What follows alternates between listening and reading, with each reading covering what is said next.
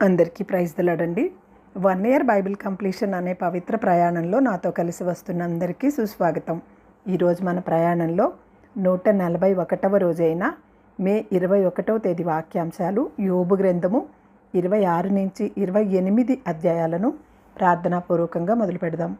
మా ప్రియ పరలోకపు తండ్రి, మీ జీవవాక్యంతో మమ్మల్ని మరొకసారి మీ పాదాల చెంతకు తీసుకొచ్చినందుకు హృదయమార వందనాలు.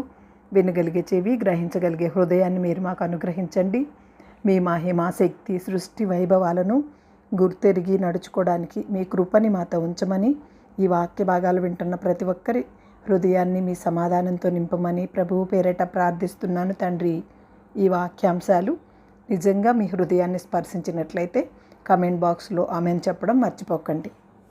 యోబు గ్రంథము 26వ అధ్యాయము. అప్పుడు యోబు ఇలాగు ప్రత్యుత్తరమిచ్చెను: శక్తి లేని వానికి నీవు ఎంత సహాయము చేసితివి, బలము లేని బాహువుని ఎంత బాగుగా రక్షించితివి, జ్ఞానము లేని వారిని నీవెంత చక్కగా ఆలోచన చెప్పితివి, సంగతిని ఎంత చక్కగా వివరించితివి. నీవు ఎవని ఎదుట మాటలను ఉచ్చరించితివి, ఎవని ఊపిరి నీలో నుండి బయలుదేరినది. జలముల క్రిందను వాటి నివాసుల క్రిందను ఉండు ప్రేతలు విలవిలలాడుదురు. ఆయన దృష్టికి పాతాళము తెరువబడి ఉన్నది, నాశన కూపము బట్ట బయలుగానున్నది. శూన్య మండలముపైని ఉత్తర దిక్కునున్న ఆకాశ విశాలమును ఆయన పరిచెను, శూన్యముపైని భూమిని వ్రేలాడ చేసెను. వాటి కింద మేఘములు చినిగిపోకుండా ఆయన తన మేఘములలో నీళ్లను బంధించెను. దాని మీద మేఘమును వ్యాపింపజేసి ఆయన తన సింహాసనపు కాంతిని మరుగుపరిచెను.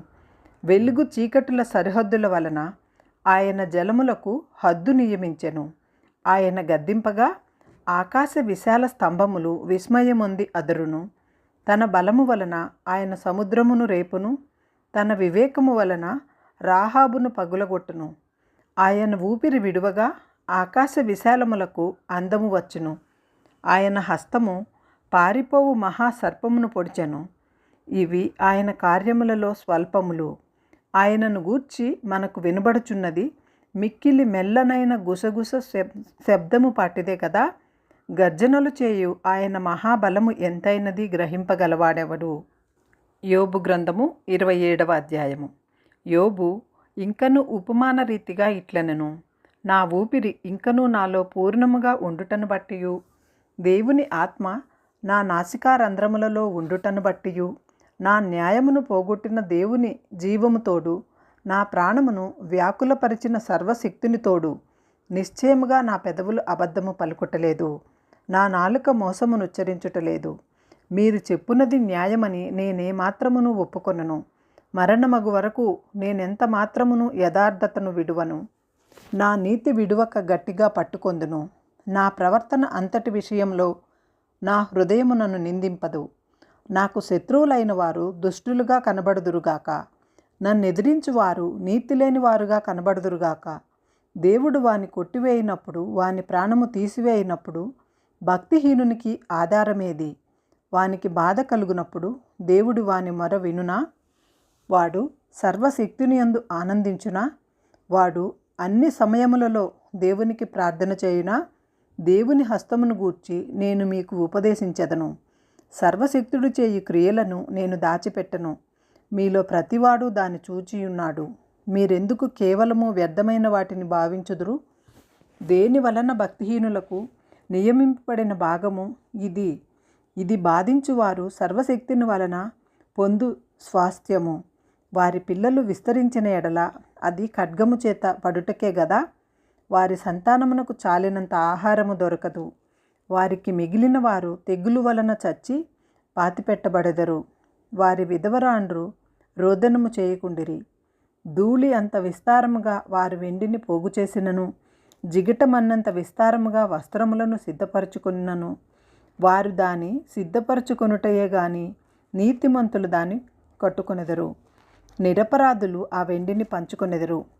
పురుగుల గూళ్ళ వంటి ఇండ్లు వారు కట్టుకొందురు. కావలివాడు కట్టుకొను గుడిసె వంటి ఇండ్లు వారు కట్టుకొందురు. వారు ధనము గలవారై పండుకొందురు గాని మరల లేవరు. కన్నులు తెరవగానే లేకపోవుదురు. భయములు జల ప్రవాహము వలె వారిని తరిమి పట్టుకొనును. రాత్రివేళ తుఫాను వారిని ఎత్తుకొని పోవును. తూర్పు గాలి వారిని కొనిపోగా వారు సమసిపోవుదురు. అది వారి స్థలములో నుండి వారిని ఊడ్చివేయును. ఏమీయూ కరుణ చూపకుండా దేవుడు వారి మీద బాణములు వేయును. వారు ఆయన చేతిలో నుండి తప్పించుకొనగోరి ఇటు అటు పారిపోవుదురు. మనుష్యులు వారిని చూచి చప్పట్లు కొట్టుదురు. వారి స్థలములో నుండి వారిని చీకొట్టి తోలివేయుదురు.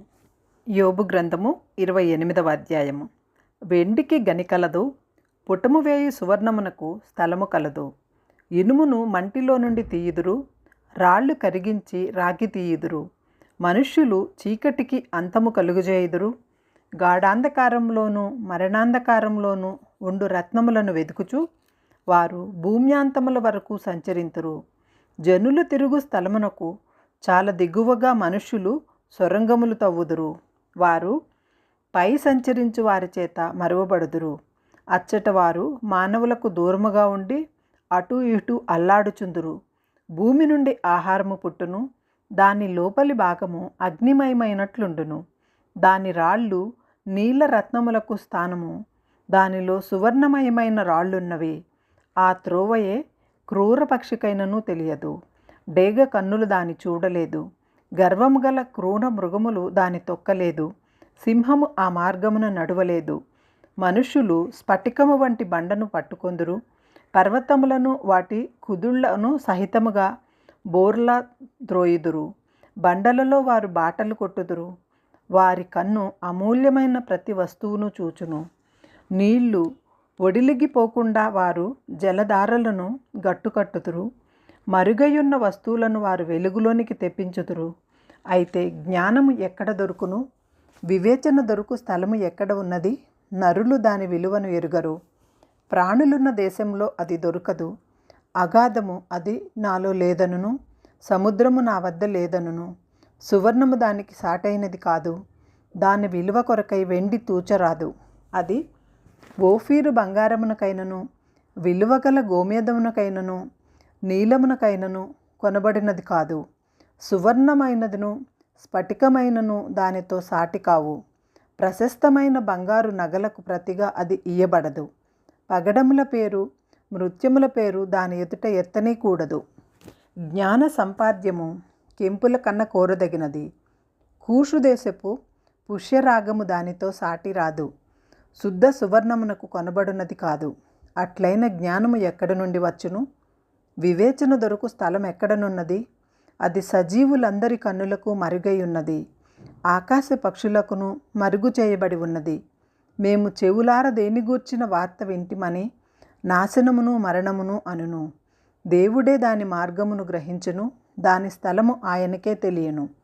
ఆయన భూమ్యాంతముల వరకు చూచుచున్నాడు. ఆకాశము కింద దానినంతటినీ తెలుసుకొనుచున్నాడు.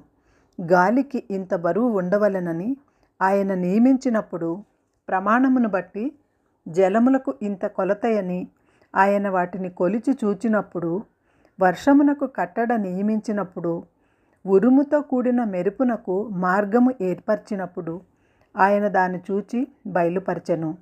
దానిని స్థాపన చేసి దాన్ని పరిశోధించెను. మరియు యెహోవాయందు భయభక్తులే జ్ఞానమనియు, దుష్టత్వము విడుచుటయే వివేకమనియు ఆయన నరులకు సెలవిచ్చెను.